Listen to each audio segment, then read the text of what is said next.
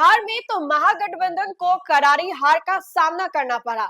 जैसे तैसे करके तो राजद ने कुछ सीटों पर जीत दर्ज की, लेकिन कांग्रेस को करारी हार का सामना करना पड़ा।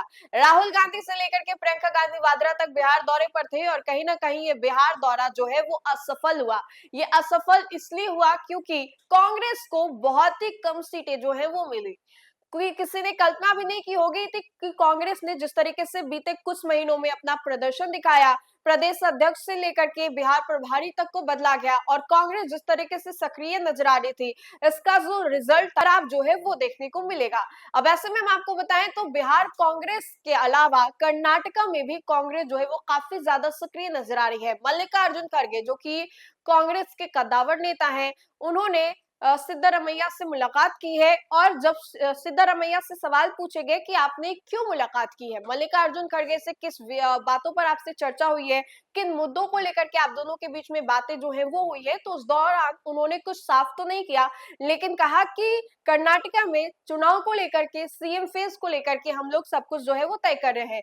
ठीक बिहार की तरह भी वहां भी जो पेच था वो फंसता हुआ दिखाई दे रहा था और हम आपको बताते हैं कि आखिर किन मुद्दों को लेकर के सिद्धारमैया और साथ ही साथ मल्लिकार्जुन खड़गे के बीच में जो बातें हैं वो हुई है।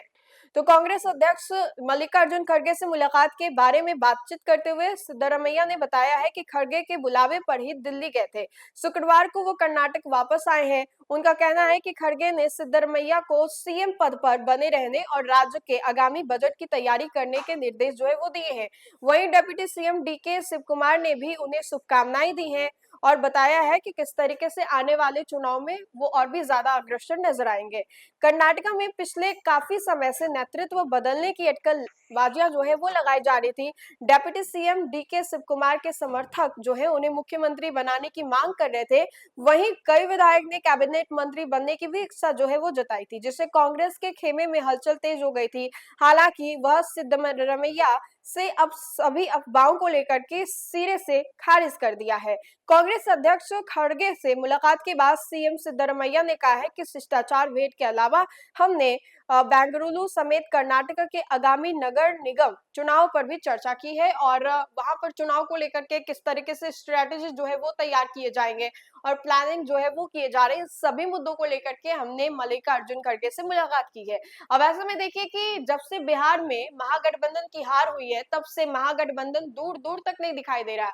महागठबंधन की ओर से, तेजस्वी यादव की ओर से, कांग्रेस की ओर से लगभग 1 से 2 अभी तक प्रेस कॉन्फ्रेंस जो है मिला जुला कर वो किए गए हैं, लेकिन अभी तक अपने हार की जो वजह है वो साफ तौर पे कैमरे पर आकर के किसी ने भी नहीं बताई है।